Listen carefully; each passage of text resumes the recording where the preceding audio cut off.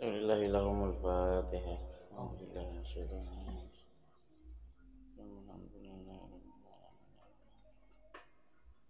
Iya kan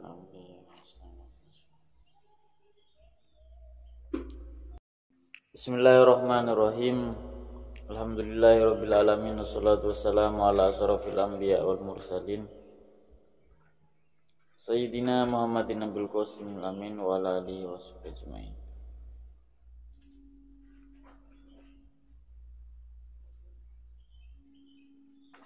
Bismillahirrahmanirrahim.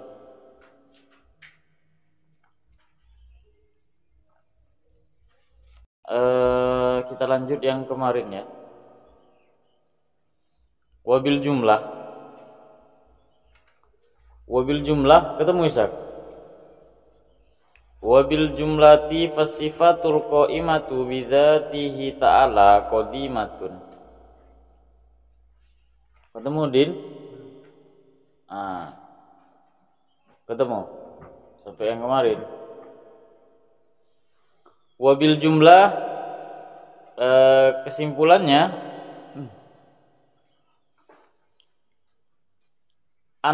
fasifatul qaimatu bidzatihi ta'ala, adapun sifat al-qaimatu yang ada bidzatihi ta'ala pada zat Allah Ta'ala, qadimatun ialah qadim. Jadi sifat yang ada pada Allah itu qadim. Laisat biharfin wala sautin, tidak berupa huruf wala sautin ataupun suara. Tidak berupa huruf ataupun suara. Wastaskala dan mempersoalkan atau mempermasalahkan al-mu'tazilatu, siapa kelompok Mu'tazilah.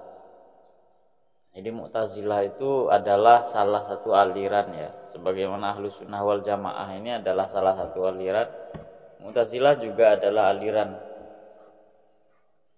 yang didirikan oleh Syekh Wasil bin Atta, murid dari Imam Hasan al-Basri. Orang-orang Mu'tazilah ini cirinya adalah mereka rasional ya.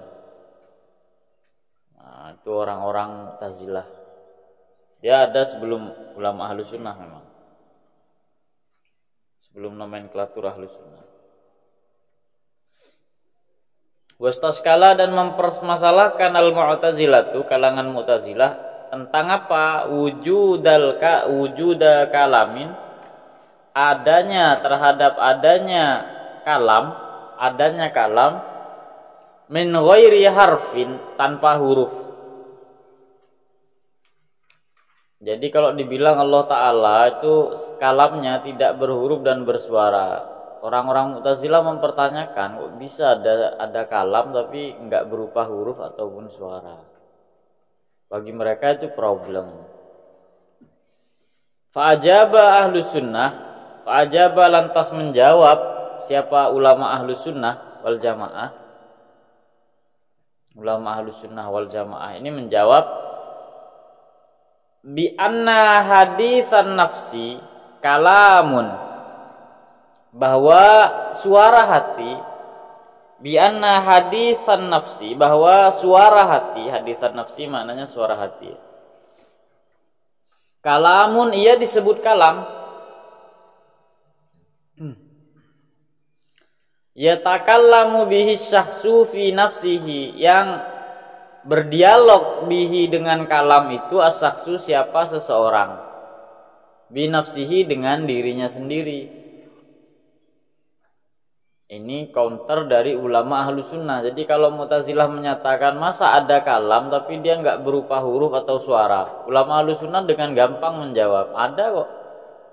Suara hati itu bukan berupa huruf, juga tidak berupa suara. Begitu. Tapi yatakallamu bihi syakhsu fi nafsihi, tapi bisa kok dijadikan komunikasi, media komunikasi oleh seseorang dengan dirinya sendiri. Min ghairi harfin, tanpa huruf, wala sautin, dan juga tidak ada suaranya. Suara hati itu enggak ada huruf, juga tidak ada suaranya, tapi bisa dipahami. Jadi ini counter dari ulama Ahlus Sunnah ya. terhadap ulama Mu'tazilah. Jadi kalau mereka menyatakan masa ada kalam tapi nggak ada suaranya, nggak ada hurufnya, maka dijawab oleh ulama Ahlus Sunnah, ada kok suara hati itu nggak ada huruf, nggak ada suaranya, tapi Anda bisa memahaminya. Begitu, Udin ya, paham Din? Ya.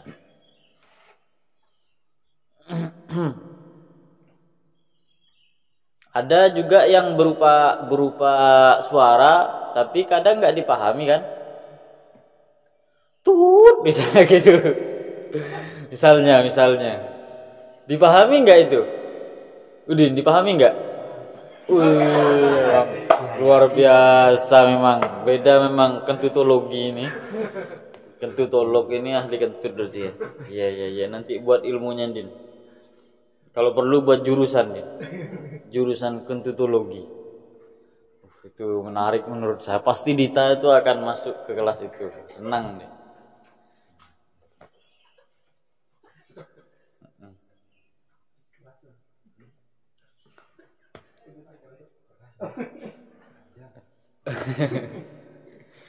Bismillahirrahmanirrahim, kita lanjut. Nah, tadi itu cuma ini ya, contoh saja. Ada kok suara tapi nggak ada maknanya, ada. Walaupun sebagian orang memaknainya. Sebenarnya nggak ada maknanya, cuma dimaknai saja. Itu kalau panjangnya sampai 2 harokat. Kalau sudah level setengah 2,5 alif, 2 alif setengah harokat, 5 harokat berarti ya. Itu langsung begitu ya. Kenapa di 5 harokat itu? Paling panjang mat itu berapa? Oh iya.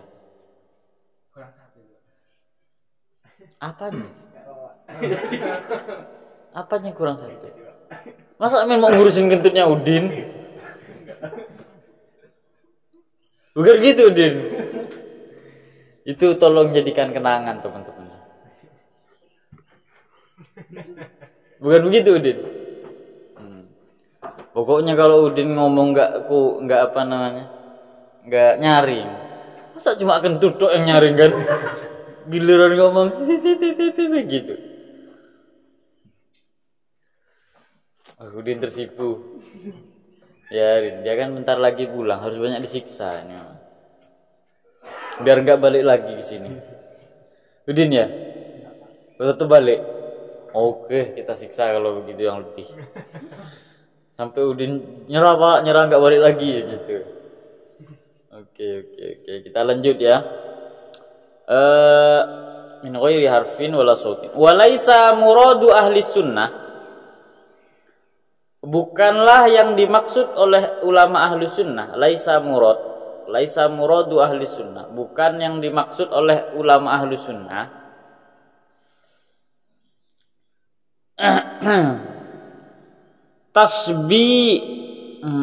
Tasbiha kalamihi ta'ala, untuk menyerupakan atau menyamakan kalamnya Allah Ta'ala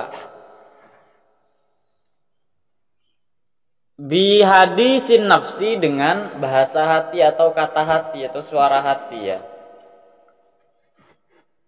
Jadi yang dimaksud ulama Ahlus Sunnah bukan menyamakan kalamnya Allah dengan bahasa hati, bukan itu tujuannya. Lianna kalamahu ta'ala qadimun, karena kalamnya Allah itu qadim. Wa hadisun nafsi hadisun, sementara bahasa hati itu baru. Wa hadisun nafsi atau suara hati itu baru. Jadi jelas beda, yang satu kalam yang qadim, yang satu dia sesuatu yang baru. Bal, tetapi muraduhum, maksud ulama ahlu sunnah itu adalah ar-raddu alal mu'tazilah, mengcounter atau menolak pandangan mu'tazilah. Mengcounter apa? Mengcounter Ishak? Mengcounter?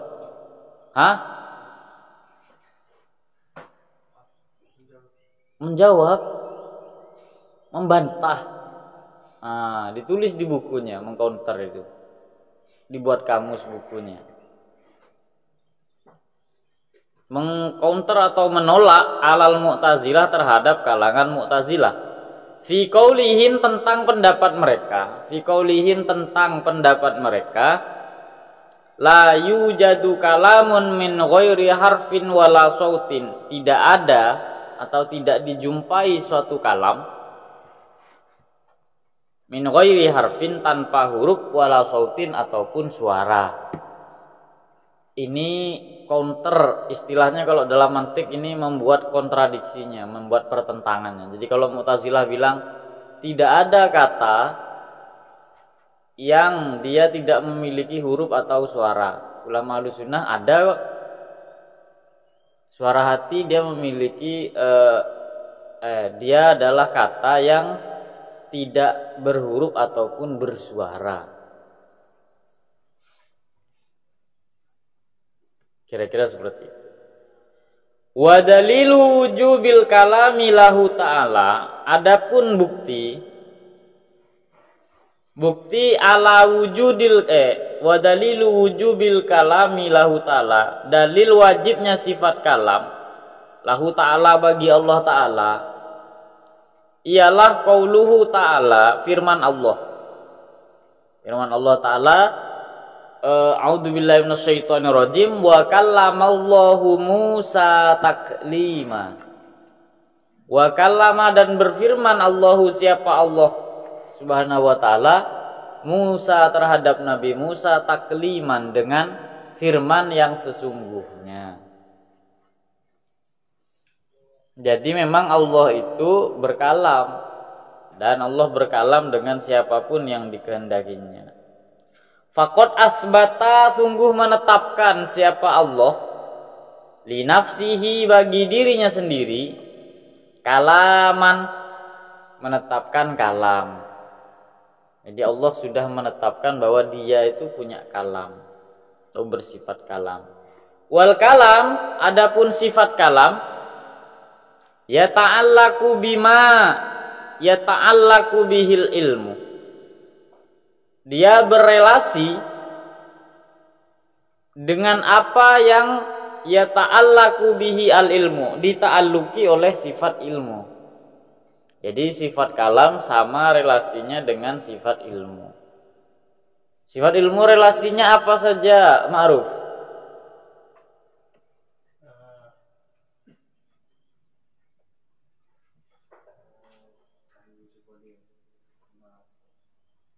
Sama objek ta'alluqnya, maksud saya. Objek ta'alluqnya apa saja? Jaiz, apa lagi? Sudah. Hasbi. Nah, tiga. Kurang satu. Ilmu dengan kalam itu ta'alluqnya sama ya, tiga ini. Yaitu wajib, jaiz, dan mustahil. Jadi sama. Allah itu tahu, bahkan sesuatu yang mustahil Allah tahu. Yang hanya memiliki dua objek ta'alluq dalam hal ini adalah wajib dan jaiz. Sifat apa itu, Zidan? Salah, ilmu tiga kok ta'alluqnya, yang dua, cuma dua. Objek ta'alluqnya itu cuma wajib sama jaiz. Sifat apa? Oke, salah. Enggak jawab, salah. Udin. Hah? Hayat enggak ada ta'alluqnya, masa hidup ada ta'alluqnya? Hasbi. Kalam sama dengan ilmu. Tiga. Rohim. Sama basor. Sama basor itu yang ta'alluqnya cuma dua, wajib sama jaiz. Oke, lanjut. Minal wajibi, seperti yang wajib, wal jaizi, dan jaiz, wal mustahili, dan juga mustahil. Jadi tiga ini dita'alluqi oleh sifat, menjadi objek ta'alluq dari sifat kalam. Lakin ta'alluqul ilmi biha ta'allukun kisyafin. Tetapi ta'alluk sifat ilmu biha dengan tiga hal tadi, wajib, mustahil, dan jaiz. Biha kembali ke wajib, muhal, dan jaiz. Tetapi ta'alluk sifat ilmu biha dengan wajib, mustahil, dan jaiz itu adalah ta'allukun kisyafin, adalah ta'alluk inkisaf. Ini namanya ya. Jadi kalau yang dimaksud ilmunya Allah berhubungan dengan tiga hal itu maksudnya gimana? Inkisaf. Inkisaf artinya tersingkap atau tahu, maksudnya begitu. Ya karena ilmu kan artinya tahu. Berarti Allah itu tersingkap bagi Allah tentang objek-objek yang wajib, muhal, ataupun jaiz. Alhamdulillah. Bimakna dalam arti annaha bahwasanya wajib, muhal, dan jaiz. Annaha kembali ke wajib, jaiz, dan muhal. Bimakna dalam arti annaha bahwasanya wajib, jaiz, dan muhal itu mungkasyafatun lahu ta'ala, itu tersingkap. Tersingkap artinya jelas ya. Tersingkap artinya menjadi jelas. Tersingkap lahu ta'ala bagi Allah ta'ala. Jadi wajib, mustahil, dan jaiz semua objek tersebut tersingkap bagi Allah Ta'ala bi ilmihi dengan sifat ilmunya. Jadi kalau ilmu Allah itu alim, maknanya adalah bagi Allah semuanya jelas. Yang wajib, yang muhal, yang jaiz begitu. Nah beda ini dengan kalam. Wa ta'allukul kalam, adapun ta'alluknya sifat kalam. Ta'alluq sifat kalam atau relasi sifat kalam biha dengan wajib, muhal, dan jaiz adalah ta'alluqu dilalah. Namanya ta'alluq dilalah. Dilalah artinya petunjuk. Begitu. Ta'alluq dilalah. Jadi kalau ilmu itu berarti objeknya itu diketahui oleh dirinya sendiri. Kalau dilalah itu artinya petunjuk ya. Kalau dilalah artinya dia memberitahu kepada yang lain. Itu namanya dilalah. Misalnya Allah berfirman kepada kita, la taqrabuz zina. Misalnya, itu berarti sebuah dilalah. Allah memberikan petunjuk kepada kita agar kita menjauhi suatu hal. Jadi kalau ilmu maknanya Allah itu tahu objek-objek yang wajib, jaiz, muhal. Tapi kalau Allah itu berkalam, maknanya Allah itu memberitahu secara gampang begitu. Jadi kalau ilmu itu tahu, kalau kalam apa Udin? Loh, memberitahu barusan. Saya udah kasih kesimpulan yang sangat sederhana. Kalau kalau ilmu artinya Allah itu tahu. Misalnya Allah punya ilmu tentang alam, adalah artinya berarti Allah mengetahui tentang alam. Tapi kalau Allah itu punya sifat kalam tentang alam semesta, maksudnya adalah yang dimaksud sifat kalam ta'alluq dilalah, artinya memberitahu tentang alam. Paham Him? Oke. Paham Ishak? Waduh, tidur. Duh, gimana? Ngantuk? Iya. Jangan terlalu nunduk, banyak setannya itu. Ini satu. Bimakna dalam arti annahu bahwasanya lauku sifa annal hijab, seandainya dibuka atau disingkap anna dari kita. Al hijabu apa tirai penutup. Wa sami'nal kalamal qadima, dan kita mendengar al kalam yang qadim itu, kalam Allah yang qadim. La fahamnaha minhu. La fahamnaha pasti kita akan paham terhadap sifat kalam minhu dari Allah Ta'ala. Jadi saya ulangi dari awal. Kemarin saya sudah jelaskan yang disebut kalam itu artinya apa? Ini pertemuan pertama. Kalam apa, Din? Salah. Oh, belum. Ucapan yang gimana?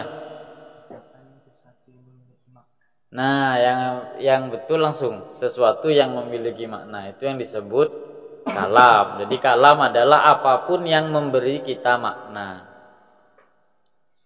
Nah, yang perlu diingat tadi ya, ketika kita mendengar sesuatu, sebenarnya di antara kalam memang berhubungan sama ilmu. Artinya begini, orang yang berpengetahuan dalam arti dia yang lebih peka, maka dia bisa mendengar kalam yang itu tidak terucap memang. Contoh, misalnya kita tahu ada seorang guru kita yang sangat sederhana, misalnya. Saya ingat ya awal-awal masih baru-baru. Jadi ya awal-awal dulu lah. Saya masih sering itu lihat Pak Dofir kalau sholat tuh ngimamin biasanya pakai baju tulisannya ada semen holsin. Kalau sekarang beliau karena dikasih orang saja.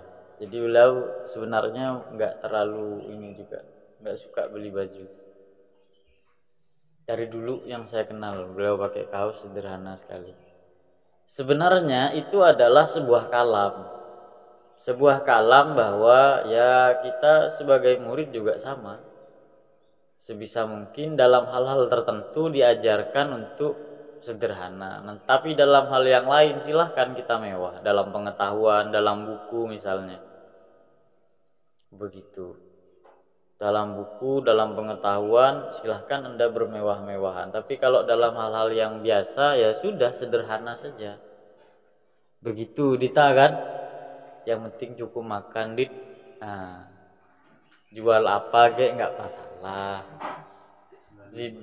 Zidan langsung ini ya, dia merasa tersanjung mungkin. Terus saya disinggung dikit.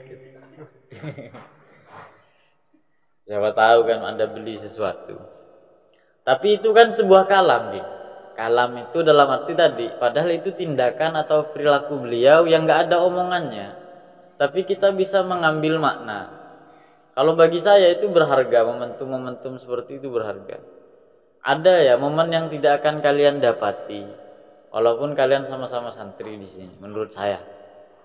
Di antaranya adalah perbedaan jarak antara masa kalian dengan kita sebelumnya. Berikut juga dengan ini cara belajar mengajar yang dulu dan sekarang. Tidak satu pun di antara kalian ini yang sama eranya dengan misalnya waktu pondok tahun 2020 itu masih ada di sana, masih ada dekat pengadilan agama. Dulu pesantren ada di situ, kita itu numpang nyewa begitu. Kamar mandinya cuma 2. Itu pun 2 itu sekaligus untuk tempat cuci piring. Jadi nggak ada tempat cuci piring dapur khusus itu nggak ada. Dulu yang diam di dapur itu saya kok. Karena teman-teman nggak ada yang ini. Sudah saya bilang saya saja yang diam di dapur. Jadi besarnya mungkin kayak kamar ini, tapi dibagi 2, 1/2-nya dapur, 1/2-nya kamar saya. Jadi di antara hal yang membuat saya malas gantung baju ya karena baju itu kalau udah digantung dapat beberapa hari saja itu dicium itu udah bau Indomie kadang, bau ini bau itu ya karena memang gabung sama dapur. Nah diantaranya itu, jadi kamarnya sangat sempit, musolanya itu sangat sempit. Dan masa-masa itu nggak ada di masa yang sekarang, walhasil tentu berbeda. Nah, jadi akan ada banyak perbedaan gitu Din ya. Nah kita kan tinggal ngambil kalam. Jadi kalam itu tadi seperti yang saya sampaikan di awal, bahwa kalam ini adalah sesuatu yang bisa memberikan makna kepada kita. Dan orang yang cerdas pasti dia bisa mendengar lebih banyak kalam daripada yang tidak cerdas, yang peka maksudnya dalam kehidupan. Nah itu berhubungan juga dengan kalam. Nah beda halnya dengan kalamnya Allah Ta'ala, tapi ada titik kesamaan. Kalau kita kan kalam yang dimaksud di sini tadi adalah kepekaan melihat realitas. Nah, kalau kalam Allah Ta'ala itu kan nanti berbentuk pengetahuan kepada kita. Jadi seandainya Allah mau memberikan kita pendengaran yang bisa membuat kita mendengar kalamnya Allah Ta'ala, ya boleh-boleh saja. Hasilnya apa? Kita dapat pengetahuan. Kira-kira seperti itu. Nah, termasuk di antara kalamnya Allah Ta'ala, alam semesta ini kan adalah bagian dari Allah ingin menyatakan bahwa saya ini loh kuasa. Karena kan seorang penulis, dia tidak perlu bilang saya adalah penulis ketika dia sudah menunjukkan bukunya. Jadi ketika dia sudah menunjukkan buku, ini buku saya, otomatis orang lain akan menganggap, oh ini penulis berarti. Kan begitu, Din, ya. Jadi kita nggak harus mempromosikan saya adalah penulis tanpa kemudian pernah menulis apapun. Saya adalah motivator. Nggak harus. Bahkan nggak penting. Begitu bagi saya. Nah, popularitas adalah hal yang nggak asik kalau bagi saya. Sibuk, kalau orang terkenal sibuk. Makanya saya nggak pengen jadi terkenal. Pokoknya guru saya baru, Pak Dofir itu layak jadi orang sibuk, jadi orang masyhur maksudnya. Begitu, Din. Jadi sama dengan misalnya ada ayat di dalam Al-Quran,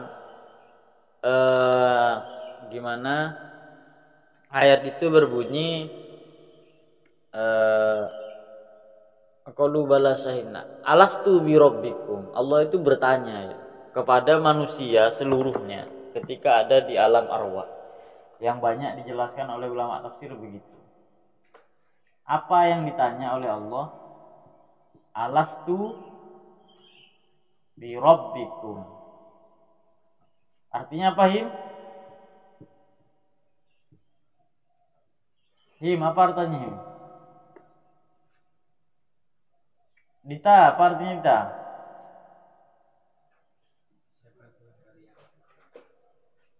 Apakah engkau mau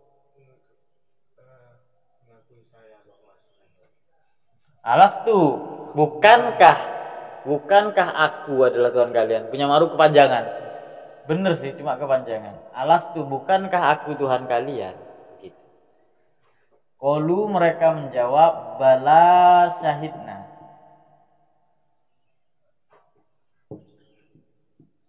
Ini sebagian mufassir menyatakan ini terjadi di alam arwah. Ketika manusia belum masuk ke badan atau ke seluruh manusia itu belum ada yang jadi manusia kayak sekarang.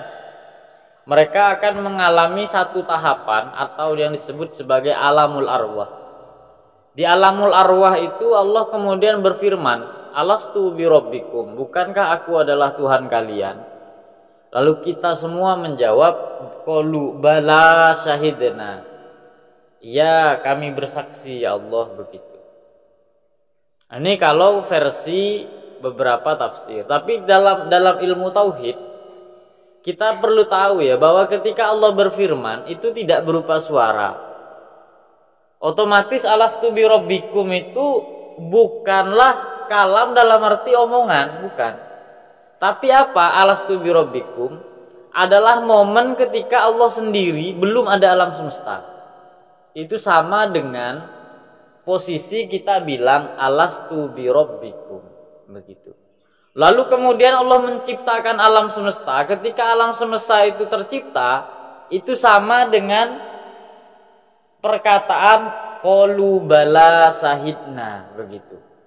Sama dengan misalnya Udin adalah seorang motivator atau seorang penulis hebat. Maka Udin, jangan namanya, dalam hati saja. Misalnya Udin itu belum nulis buku apapun, yaitu sama dengan pertanyaan, apakah aku seorang penulis? Begitu. Lalu ketika Udin menerbitkan buku itu seakan-akan menyatakan, oh iya betul Udin, kamu memang penulis, walaupun nggak terlalu pintar gitu. Ada gitunya kan kalau isinya nggak bagus. Nah, jadi bukunya itu mempersaksikan. Jadi itu yang dimaksud alastu bi rabbikum qalu bala syahidna. Jadi ketika Allah menciptakan alam, yaitu adalah bukti ya, bukti bahwa Allah itu adalah Tuhan kita begitu. Jadi ini perkataan ini atau firman Allah ini dalam Al-Qur'an kira-kira seperti itu kalau dalam ilmu tauhid atau dalam ilmu kalam ini. Jadi kalau dalam ilmu tauhid yang dimaksud alastu birabbikum itu apa? Posisi ketika Allah sendiri belum menciptakan apapun. Qalu bala syahidna itu apa? Itu adalah posisi ketika Allah menciptakan alam. Jadi alam ini mempersaksikan bahwa tidak ada Tuhan selain Allah. Jadi semua alam semesta ini mempersaksikan anna la ilaha illallah, bahwa tidak ada Tuhan kecuali atau selain Allah Ta'ala. Dan kalam ini bisa kita masukkan ke berbagai macam ya, ke berbagai macam tema diskursus. Termasuk misalnya kalau yang sekarang kita belajar semiotika artinya ilmu tentang tanda. Kita masuk ke linguistik dan lain sebagainya, itu bisa kok dijangkau oleh oleh kalam. Makanya termasuk diantara kepekaan melihat satu realitas itu adalah bagian dari realitas itu menjadi kalam bagi kita sehingga kita bisa memahaminya. Jadi yang perlu diingat, kalam adalah sesuatu yang memberikan makna atau pemahaman ya, kalau bagi kita adalah yang memberikan kita pemahaman. Begitu.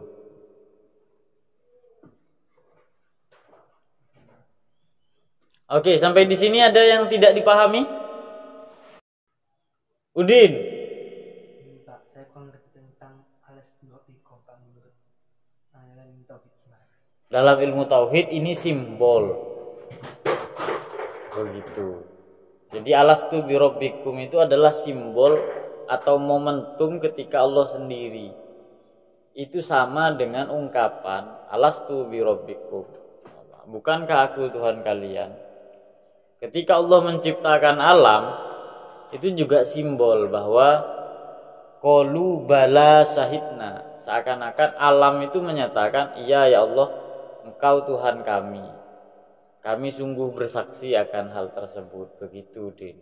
Jadi kalam, karena tadi ya proposisi dasarnya kalamnya Allah itu bukan berupa suara. Nah, walhasil alastu birabbikum itu kan pasti bukan ungkapan lisan. Nah, itu kemudian dianggap sebagai ya semacam, kalau dalam dimensi manusia seperti simbol ketika Allah itu sendiri begitu.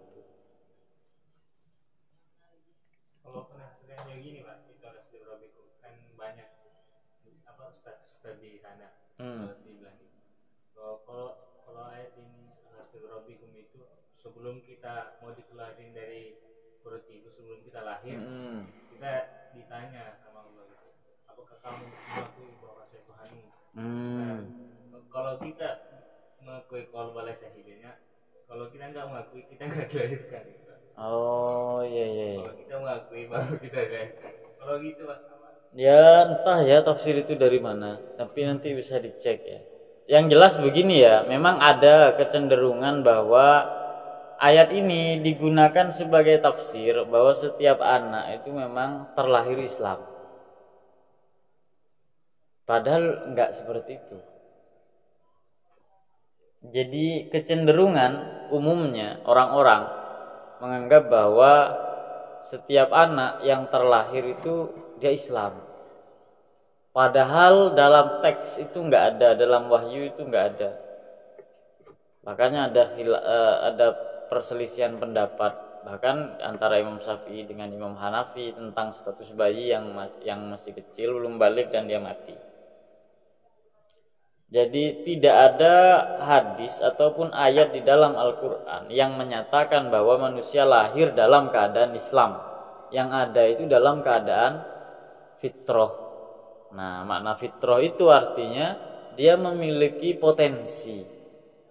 Itu namanya fitrah. Potensi apa? Menerima kebenaran. Nah, masalah nanti orang tuanya mendidik dengan baik, maka dia akan jadi Islam atau tidak. Nah, itu persoalan mendaya gunakannya. Nah, kecenderungan kayak begitu biasanya juga karena ada ayat ini. Jadi ketika ada ayat ini menyatakan alastu birabbikum qalu bala syahidna. Lalu ketika bala syahidna, di situ disimpulkan berarti kan kita muslim. Sehingga saat lahir kita berstatus muslim. Jadi semua orang kalau lahir itu dalam keadaan Islam. Nah, ini bertentangan atau berbeda dengan pandangan ulama ahlu sunnah. Menurut ulama ahlu sunnah, tidak, makna bayi itu fitrah bukan berarti bayi itu Islam, tapi dia punya potensi. Gitu saja. Nah, kenapa para ulama itu menolak teori fitrah sebagai Islam? Sebenarnya ini berhubungan dengan perdebatan teologis. Jadi ada orang-orang Wahabi, mereka itu mendalilkan, membuktikan bahwa Allah di atas itu dengan dalil fitrah, istilah mereka. Allah itu di atas, apa buktinya? Ini memang fitrah kita demikian. Anda coba tanya ke anak kecil, Tuhan di mana? Pasti semua jawab di atas katanya. Jadi kita itu sejak kecil sudah tahu bahwa Allah itu di atas. Ini fitrah kita begitu. Nah, ulama ahlu sunnah menolak itu. Nggak ada fitrah yang kayak begitu. Kok ada fitrah bodoh ini? Kan konyol sebenarnya. Ngapain kita nanya sesuatu ke anak kecil yang mereka belum berpengetahuan? Ini diantara hal-hal yang bodoh. Jadi ulama Wahabi diantaranya mereka menggunakan dalil fitrah untuk menunjukkan bahwa Allah itu di atas. Makanya dalam Ahlus Sunnah dibahaslah fitrah itu apa. Apakah fitrah itu berarti pengetahuan? Tidak, bukan. Nah, coba saja kalian definisikan dengan baik. Islam itu apa sih? Oh, dia yang sudah melakukan rukun, 1 bersyahadat, 2 sholat, begitu-begitu. Apakah anak kecil itu tahu?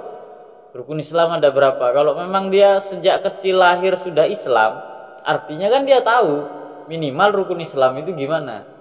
Faktanya kan enggak. Kita tahu bahwa rukun Islam ada 5 dan lain sebagainya karena belajar. Walhasil fitrah itu bukanlah ilmu yang ada dalam pikiran kita, tapi potensi. Nah, jadi kalau untuk tafsir yang kayak tadi, tafsir alastu birabbikum, kalau enggak bilang bala syahidna enggak dilahirkan, itu saya enggak tahu. Maksudnya belum nemu. Saya baru dengar kalau itu. Yang umum kan ini terjadi di alamul arwah. Bahkan kadang disebut alam alastu. Nah, istilah yang lain yaitu alam arwah. Alam arwah ini maksudnya semua ruh itu berkumpul ya. Karena ruh itu tidak ada yang lebih tua ataupun yang lebih muda. Walhasil Udin dengan bapaknya sama. Begitu. Di alam ruh. Baru nanti ketika muncul di dunia, nah bapaknya Udin duluan, habis itu Udin. Kalau bicara masalah urutan tadi, ruh nggak ada urutannya. Nah, yang saya baca di beberapa literatur rata-rata seperti itu. Kalau masalah tadi di momen-momen tertentu ketika bayi ada pertanyaan alastu birabbikum, kalau dia nggak jawab lalu kemudian nggak dilahirkan, nah itu saya tidak tahu. Keterangan yang saya pahami di masalah kelahiran 3 bulan 40 hari itu, atau yang kita kenal kadang 4 bulan 10 hari. Biasanya pertanyaannya bukan pertanyaan yang bernuansa seperti ini, tapi istilahnya ini pun khilaf pendapat para ulama ya. Tapi mengenai masalah kamu minta umur berapa, kamu minta ini berapa, biasanya umumnya ada 4 pertanyaannya kan. Yang pertama tentang umur, kemudian tentang rezeki, kemudian hidupnya secara umum dia bahagia atau enggak, kemudian tentang jodoh. Biasanya seperti itu. Ada juga yang menyatakan ketika ruh itu akan lahir ke dunia, untuk betul-betul meyakinkan dia ditanya, bahkan melebihi 800 pertanyaan. Oh, ditulis semua di 600 ini. Dan itu inti dari 800 pertanyaan, tapi ini riwayat yang tidak populer ya. Nah, ketika dia sudah menjawab 800 itu baru kemudian dia dilahirkan. Cuma maksud saya begini, Ini bukti bahwa kita dilahirkan dalam keadaan optimis. Ada beberapa pertanyaan yang itu mungkin masa-masa sulit dan lain sebagainya. Jadi seakan-akan kita itu dinampakkan hidupmu nanti lo akan susah begini. Tapi ruh kita bilang, enggak apa-apa, saya lahir. Akhirnya kita tetap lahir. Begitu Ishak. Ini kok malah mau berhenti mondok, gimana? Ruh apa coba yang begitu itu? Itu kayak ruh gentayangan kalau yang begitu itu Ishak. Jadi Ishak itu waktu dikandung oleh ibunya dinampakkan nanti kamu akan dapat ujian begini, kamu nggak akan betah mondok, gitulah. Terus Ishak bilang nggak apa-apa lahirkan, saya tetap bisa istiqomah insyaallah, gitu kan. Nyampe dunia letoy, kok nggak sesuai dengan yang ada di alam ruh. Jadi mengingkar, ruhnya kaget langsung itu. Kok gini badan saya, gitu kan. Tiba-tiba akhirnya mau berpisah dengan badannya. Mati Ishak. Nah, kalau dalam dimensi bahasa itu kan aturannya beda.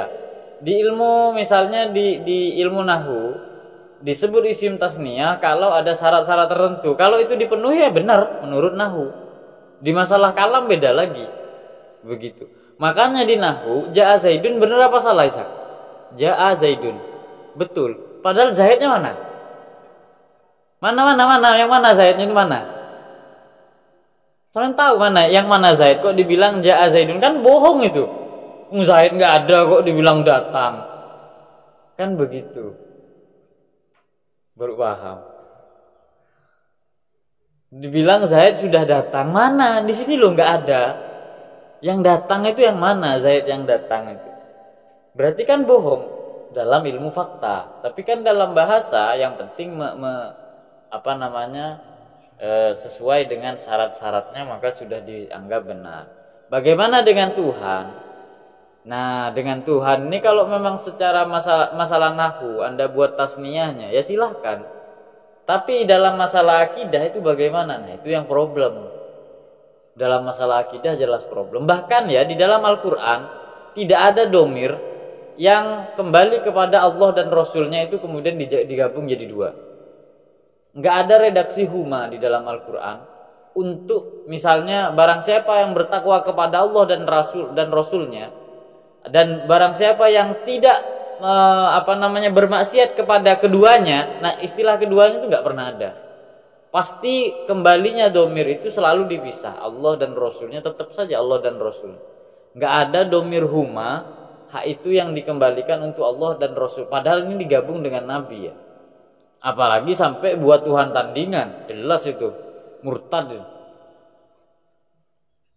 Begitu. Tapi kalau masalah ilmu nahwu ya beda, memang beda ini, beda ranah. Kebenaran ilmu nahwu adalah yang sesuai dengan rumus ilmu nahwu. Kebenaran ilmu bahasa ya sesuai dengan ilmu bahasa. Makanya bahasa Arab nggak bisa dimasukkan ke bahasa Indonesia karena punya pakem masing-masing. Dan kebenaran ilmu tauhid, nah itu ada koridornya masing-masing. Begitu. Jadi kalau isim tasniyahnya Allah gimana Isa? Hah? Kok bisa isim tasniyahnya Allah jadi lahu itu? Hah? Hani apa hani itu? Sayang. Sayang hani. Kok hani?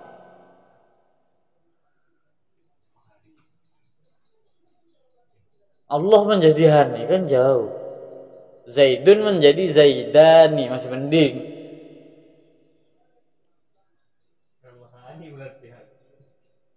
Iya, bukan tiba-tiba hani. Nah, jadi kalau untuk masalah hal-hal yang kayak begitu memang itu mauquf ya. Itu bergantung kepada syariat juga biasanya.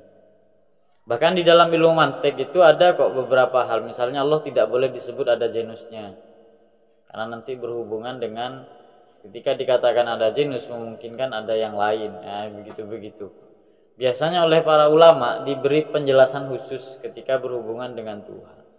Maka sangat boleh jadi akan ada keterangan kalau kalian mencari misalnya terkait dengan lafaz Allah yang misalnya bahkan tidak boleh dibuat contoh untuk isim tasniah. Bisa jadi ada. Tapi itu pasti disiplin ilmu fikih itu. Tidak berhubungan dengan ilmu nahwu. Karena ilmu nahwu kan dia punya pakem sendiri. Makanya orang yang banyak pengetahuannya Ishak, dia lebih bisa menerima berbagai macam perbedaan. Dan dia tidak menyepelekan. Kan ada orang yang nggak berpengetahuan tapi gampang menerima. Ya karena dia nggak tahu. Asal-asalnya adalah dia tidak tahu. Makanya ngomong sembarangan. Tuhan ngecerapat apa yang begitu-begitu. Apa kata kemarin? Iya. Ada orang-orang yang nyaris nggak beretika sama Allah Ta'ala. Mengandalkan amal lah. Apa. Banyak omongan-omongan dia itu yang bagi saya. Berani ya gitu. Tapi dia malah masa gitu takut gitu kan. Nah, Dita ya. Itu Dit salah satu manfaat kita tidak tahu. Paham Dit? Siapa yang jadi ulama? Saya mau jadi ulama. Gitu masih. Kalau masih begitu memang harus ditendang habis itu disate. Siapa yang mau jadi ulama? Itu untuk Ishak, untuk kasus masalah lafadznya. Nanti masalah fikih, nah kalian boleh cari literaturnya atau tanya ke Ustaz Hasani. Kalau masalah nahwu ya kalian sudah belajar. Kalau masalah ilmu tauhid, ilahaini itu bagaimana, Allahani misalnya. Nah itu kalau dalam ilmu tauhid, karena kata itu menunjuk pada makna. Kalau maknanya memang terjadi ada dua Tuhan, ya tentu itu yang ditolak dalam ilmu tauhid. Kira-kira seperti itu. Tak pikir cuma nulis nama. Begitu, namanya ada dua dituliskan. Tulisan ya biasa. Tapi tetap ya ada lafaz-lafaz ya perlu diingat ya. Kita maksud saya begini, dimensi syariat itu tetap dipakai. Misal secara dalam penalaran sebenarnya nggak ada bedanya antara tulisan Quran dengan tulisan biasa. Dalam penalaran ya karena itu adalah bahasa, kemudian ini adalah kata yang kita pakai dan kita tulisnya sudah. Tapi dalam ilmu syariat kan berbeda. Kita diharuskan memuliakan apa-apa yang itu dimuliakan oleh Allah Ta'ala. Di antaranya adalah memuliakan Al-Quran. Walaupun itu tulisan dan kertas biasa misalnya. Tapi karena ada kalamullah di dalamnya, dia mengandung unsur itu, maka kita harus muliakan. Itu masalah syariat. Begitu. Dan boleh jadi itu berlaku di beberapa kata, termasuk diantaranya tadi lafaz Allah dan lain sebagainya. Dita ya, begitu Dit. Nah makanya kan di taklim itu, di taklim sampai bab apa sekarang Pak Tafir ngajar? Tahu apa Dit? Mas, jaga ingatan. Ya itu kan ada bab-bab di awal-awal. Itu diantaranya nggak boleh lihat tanda salib ya, yang bisa membuat lupa katanya. Nah di awal-awal itu kan ada penjelasan terkait dengan tauqirul ilmi wa ahlihi, bagaimana memuliakan ilmu dan juga pemilik ilmu. Di antara memuliakan ilmu itu adalah memuliakan buku atau kitab. Begitu, kitabnya disimpan yang baik. Nah, jangan dikentutin, kitab dikentutin misalnya lo ya. Tapi kan saya jauh Pak dari kamar mandi, siapa tahu baunya kena ke kitabnya. Misal Isa kentut dari kamar mandi kan, saya ngajar nggak ikut apa-apa kan diprotes sama teman-teman. Gimana santrinya kok ada yang kentut penyaringan? Loh, apa hubungannya saya ngajar tauhid kan? Kok saya yang kena juga ini? Ini barangkali ya pepatah itu. Gimana pepatahnya Dit? Gara-gara kentut penyaringan yang gitu itu. Nah, maka rusak nama ustadz sepondoknya gitu. Kena semua. Gitulah. Gitu Him. Kalau saya pribadi sih nggak ngurus. Jadi kalian mau misalnya buat pertanyaan Ustadz gimana hukumnya menahan kentut teman yang lagi sholat, ya silahkan. mau ditahan, atau teman yang di kamar mandi mau ditutup kentut, ya silahkan, nggak ngurus kalau kan gitu ya. Itu biar urusan Dita selesai sama Dita. Bisa nggak diselesaikan itu? Nggak bisa, cuma nutupin kentut aja di gampang. Iya, iya. Iyalah, pokoknya gimana pun itu ya, orang yang kehilangan aja diam kan, kok kita yang menemukan malah ribut. Kalau saya tidak mempermasalahkan, yang saya permasalahkan adalah karena kok informasinya sampai ke saya. Masa saya yang ngajar ilmu tauhid ada hubungannya dengan kentut kan? Contoh ini. Iya, contoh aja. Santai ya, Mia. Kok kayak nggak betah gitu. Dingin. Oh iya.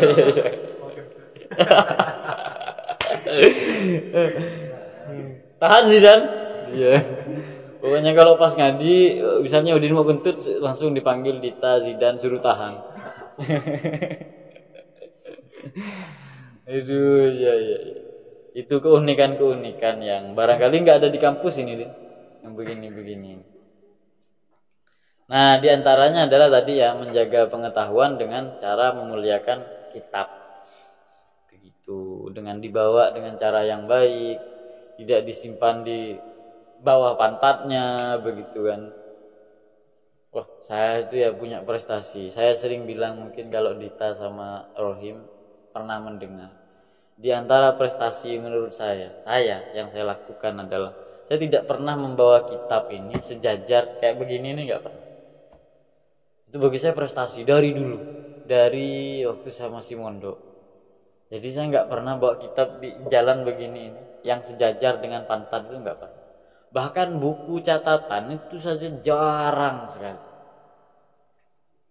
Begitu. Jadi saya kalau bawa kitab pasti begini. Bagi saya itu prestasi, karena nggak setiap orang bisa, menurut saya. Begitu. Kemudian kalau baca kitab dalam keadaan berwudu. Kemudian kalau belajar juga sama, dalam keadaan berwudu. Nah, jadi karena diantara pesan guru saya itu memang kalau kamu ngaji, kalau ini pesannya Imam Ghazali bilang begini, kadang ilmu itu bisa buruk bukan karena ilmunya tapi karena wadahnya.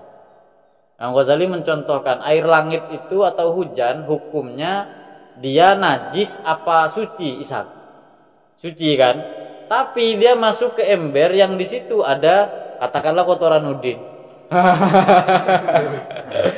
Misalnya, kira-kira najis apa suci itu? Ketika air hujan tadi masuk ke ember yang di ember ada kotoran Udin. Mana ada kotoran Udin suci ini? Iya. Iya, kok bisa mencucikan kotorannya itu loh? Kan najis. Nah, ini Imam Ghazali mau bilang bahwa ilmu itu suci. Pada dasarnya semuanya sama suci. Tapi kenapa ada orang yang berpengetahuan malah dia menjadi buruk? Di antaranya tadi, wadahnya yang kotor, kata beliau. Wadah itu boleh berupa fisik ya. Kalau fisik kan bisa diselesaikan dengan wudu, artinya bebas dari hadas kecil dan hadas besar.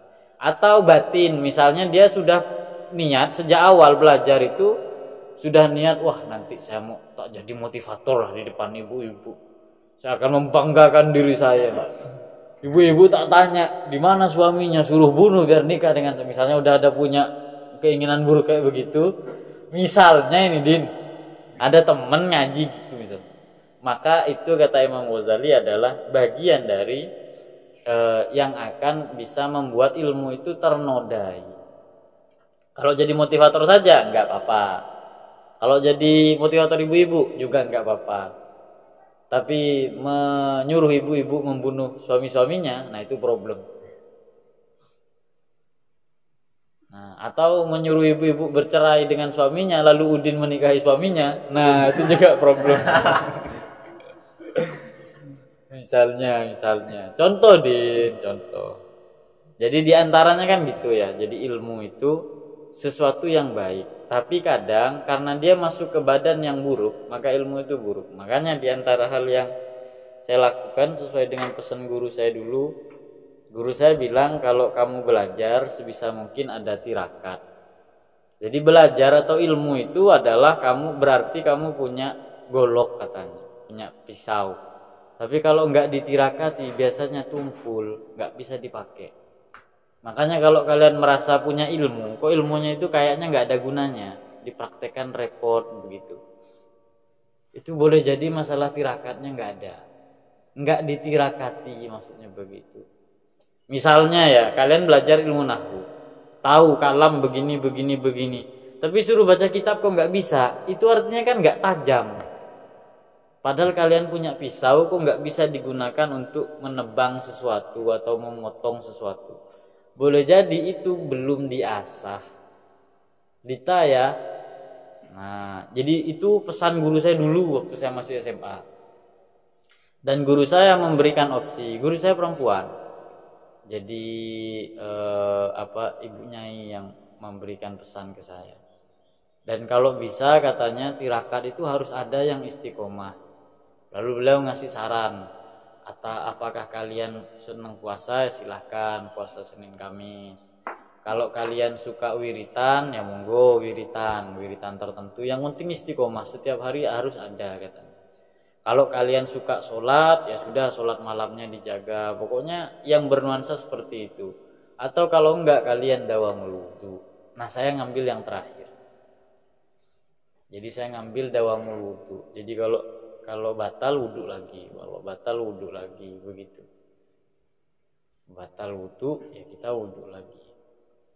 Di antara hal yang membuat saya sulit tidur adalah karena kalau ke kamar mandi, saya harus wudhu. Begitu. Padahal kita tahu dinginnya alam semesta sekarang kan. Nah itu. Makanya kalau tidur nggak wudhu itu kayak aneh.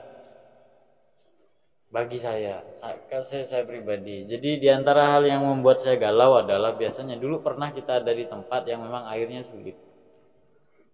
Itu mengganggu sekali. Jadi mau kencing atau apalagi kentut sampai meledak ya. Itu nggak jadi ya. Maksud saya kalau nggak ada air gimana yang mau wudhu begitu. Jadi yang dipikirkan pertama kali itu kencing ataupun kalau nggak ada air mau wudhu gimana. Jadi diantaranya itu. Nah kalian sebisa mungkin cari tirakatnya sendiri-sendiri. Isak paham? Isak, wiritan bawa dari pondok yang lama. Wiritan sehari, 2 hari, 3 hari udah nggak ada. Sudah nggak ada sama sekali asar wiritannya itu nggak ada. Sudah ditinggal semua. Sudah masih sholat duha. Astagfirullah. Bayangkan ya, mondok 3 tahun. Dia sholat duha istiqomah di sana. Pindah ke pondok di sini langsung gak sholat duha. Itu apa coba? 2 kesalahan Ishak. 1 ke pondoknya sendiri gak melanjutkan. Yang kedua, menganggap pondok kita ini penyebab dari Ishak gak sholat. Saya sholat kok. Jadi gak ada hubungannya masalah di sini. Soalnya teman-teman gak ada yang sholat duha. Gak ada hubungannya. Dan di sini gak satupun soalnya yang melarang. Begitu. Saya sholat duha ya sholat. Begitu. Udin juga sholat tirakat sama sholat tahajud. Gak ada di sini ya sholat tahajud ya. Siapa? Gak ada. Dita. Siapa? Ya sampean biasanya puasa ya? Iya puasa. Dita. Senin Kamis. Atau enggak istiqomah? Bagus. Tawadu. Hidih. Oke, mungkin itu. Kita akhiri bismillahirrahmanirrahim. Allahumma inni astaudiuka ma'alam. Assalamualaikum warahmatullahi wabarakatuh.